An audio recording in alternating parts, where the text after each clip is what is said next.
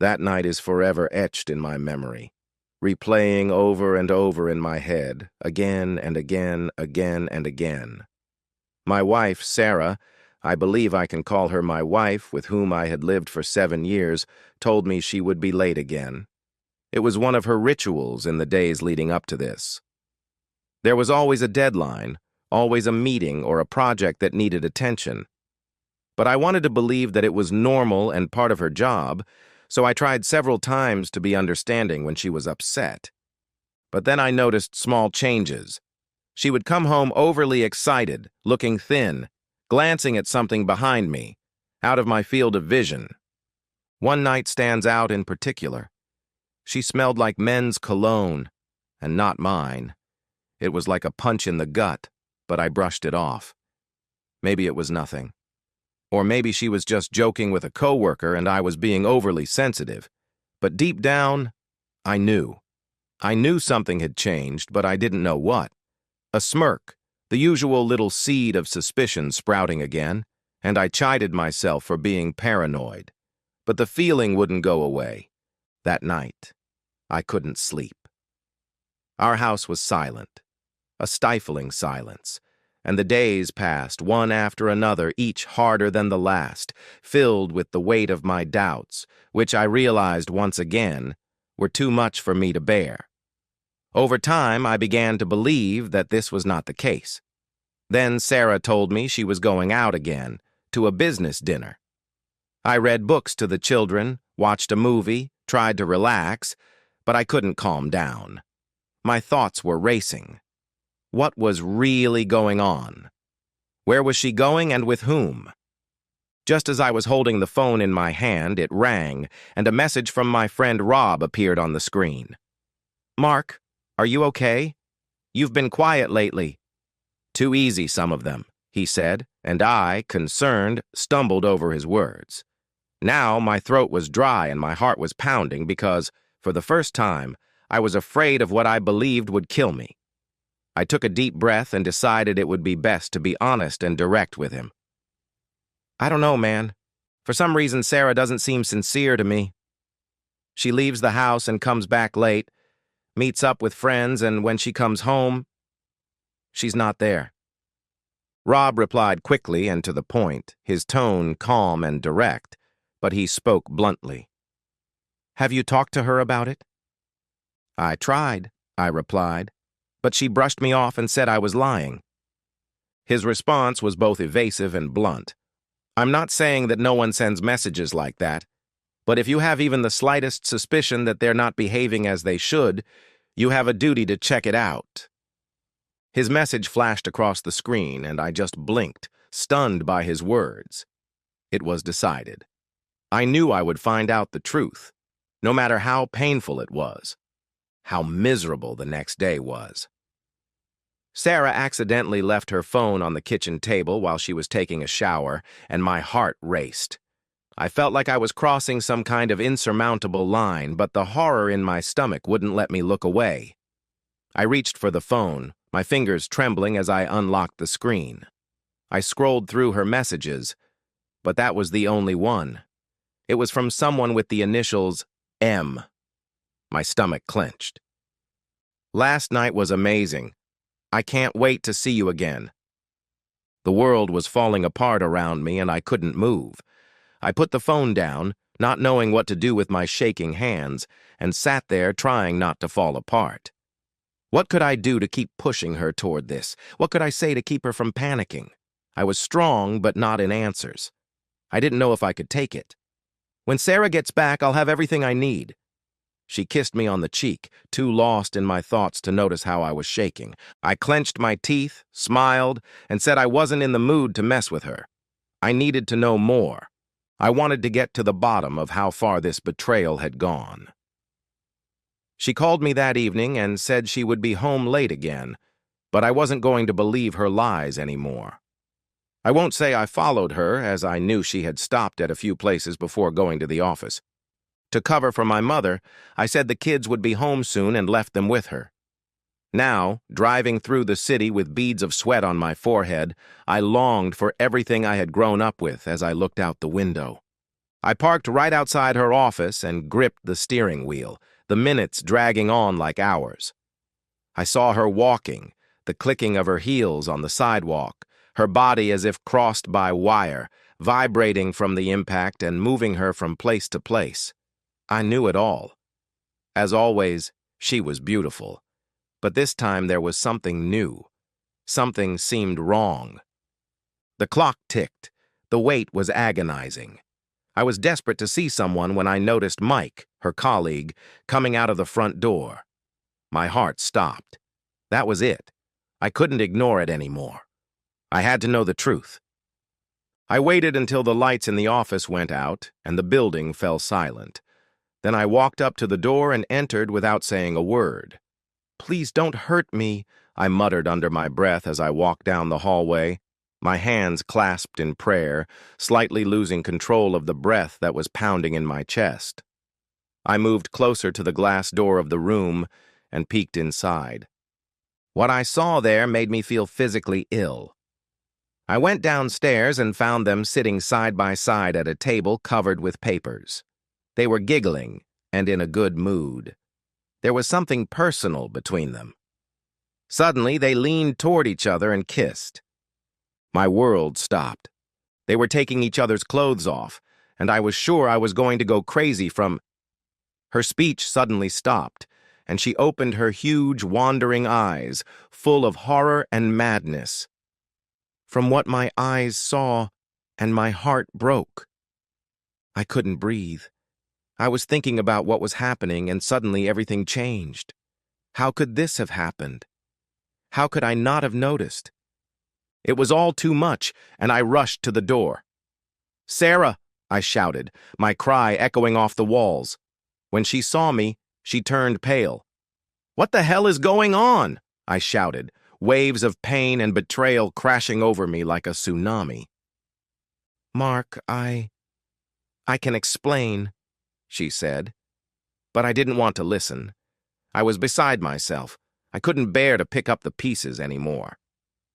"What is this?" I shouted. "How long has this been going on, and how much has it hurt you? You're lying to me and sneaking out at night." My voice trembled with anger. Mike stepped back with his hands up and spoke. "Mark, not now, not here. This isn't the place for this," he added, trying to calm me down. But I didn't listen to him. "Shut up!" "This is my anger," I shouted at him, fire in my eyes. "This is my wife and my marriage." Tears filled Sarah's eyes, and she approached, trembling, her voice a whisper. "Mark, we need to talk." "Talk? Do you really believe we can discuss this?" I was ready to laugh, not because it was funny. "You betrayed me, Sarah. You betrayed our family." "Yes. And that guy just ruined everything with her," she cried, her voice shaking. "I didn't want it to happen. I was lonely, and Mike was kind to me, and he listened to me when you weren't there." "Lonely?" I blurted out. "You have 2 children. You have a family who loves you. And this is how you repay them?" She screamed and begged, her face full of guilt. "I'm sorry, Mark. I didn't mean to hurt you. I promise you I'll do everything I can to make things right." But I had reached my limit. The words were empty, the promises false. It seemed to me that the life we had built together and the trust we had built had simply been washed away, and nothing she could say could bring it back. The reason was unknown. My fists clenched the steering wheel until they turned white, and the world outside the window turned into an abstract blur. I was driving too fast, gripping the wheel too tightly, and my thoughts were racing through my head. How could she do this to me? Why them and not me and our family? I was so angry and upset that I felt like I could break through that barrier with a single turn of the wheel. My house was deathly quiet, eerily so. At least it was a long weekend as my children were staying with my mother, but the silence in the house was suffocating. I entered the living room, where I could hear echoes of laughter that had been there before I arrived, and walked through the rooms as if they were graves. The walls seemed to be closing in on me. I turned toward the bedroom, pretending I needed to freshen up my neck. Mom had confiscated my suitcase, and the next logical step was a broken heart. I packed a few t-shirts, jeans, and things I would need for a few days, with no idea how long I would be able to hide. But then I saw the marriage certificate in a frame on the wall. They stood there in front of me, and I stared at them for a minute, and then I understood. I ripped it off the wall, tore it in half, and after what felt like an eternity, my chest went silent. The life I believed we were living, the love I believed in, it was all fake, and I couldn't pretend anymore. The moment I was old enough to pack a suitcase, I wanted to run away from everything, at least for a while. I rented a room in a small motel in a neighboring town. When I hung up the phone, I had a feeling. My life was in shambles, and my job was to reboot it. Now her mother was home alone, and dear Sarah called me, and I wasn't there. All she found were empty hangers and torn pieces of our marriage certificate that I had thrown on the floor. I panicked. "Mark, is that you?" "Where are you?" Her voice began to tremble as she screamed. She ran around the house from room to room, shouting their names, and with every panicked second, her terror grew. "Mark, answer me, please. I love you and we can get through this together. Just give me a chance. Please come back." My voice was shaking, but I didn't falter. I just couldn't go back to her after what had happened. A couple of hours later, Rob called me. Someone had to tell, and he was the only one I could share this pain with. I confessed everything, the lies, the deception, how I found out she was with another man, and I hated saying it, but it was the truth. Rob let me ramble on, said a few kind words, and gave me the name of a lawyer who would do everything he could to get me out of this mess. We sat in a bar around the corner from my motel, and he helped me talk it out, my tortured heart pouring out into the night, word by word. I went back to the motel. I had 2 drinks. I was shaking, to be honest, I said. That's how upset I was. The next morning, I wandered around a park near my house, shaking and trying to count what I had left. You know, at rock bottom. So, at the bottom of what was left of me, you felt those places deep inside where there used to be a thought, and it sank, where the thought turned white and tied the shoelaces on my sneakers in my body. You didn't want to take me back. The darkness, the lies, the deception are gone. So my love for Sarah was reduced to nothing. There's no coming back from that. Thank you. Then I spent most of my time, most of which I don't even remember, just sitting in a motel and dreaming. I believed in my marriage, in my children, and in the fact that I had a future. But gradually, over the years, it became clear to me that I had to leave, and I had to accept that I couldn't hold on to something that was too broken to be fixed. It broke me so badly, but I just had to stay strong. I had to promise myself that my own children, Emma and Jake, would never grow up in a broken family. I couldn't think of 3 nice words, so I called Sarah. I could hear the desperation in her voice. "Mark, talk to me," I said. "I'll do whatever it takes to make things work. I love you." I shuddered, leaned back, and replied, feeling my heart tighten with pain. "Love isn't enough, Sarah. You broke my trust, and I can't fix that." "I'll go to a therapist," she replied, crying. "I'll change. Please don't leave me." But I was stubborn as a mule, and it felt like someone had set my chest on fire. "Don't I care about our children? They don't deserve this," I assured them, strong and calm. "They deserve parents who respect and love each other, and I can't do that for them anymore." All I heard in response was silence, and I knew I would never go back. I made my decision. I hung up and called my mom. Her voice sounded like a spark to me, a little devilish spark of comfort in the storm. "Mark, honey, are you okay?" she asked, clearly concerned. She didn't know something else, and I could hear the alarm in her voice. "Mom, I need to tell you something." "It's about Sarah and me," I began, my voice shaking. And as soon as the words started to come out, there was no taking them back. I told her everything that had happened, about the deception, about Sarah cheating on me, about the mess I was in. There was an endless pause on the other end of the line, and then her soft, gentle voice came back. "Mark," she said sympathetically, "I had no idea you were going through all this.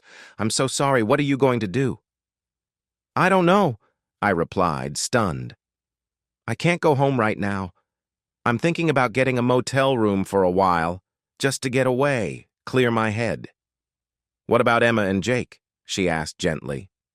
"That's why I'm calling," I said, rubbing my temples. "I believe they need to be with you right now, at least until things calm down," she added. "I wouldn't trust anyone with them in this mess, and I need time to figure out what to tell them." She paused for a moment, then replied, "Yes, dear. They can stay as long as you want. I'll entertain them, take them to the park, try to make their lives as normal as possible. You focus on what you need to do." I sighed, deeply and carefree. Thank God she trusted me. "Thanks, Mom. What would I do without you?" "Mark, you don't have to do this alone," she murmured. "Take as much time as you need.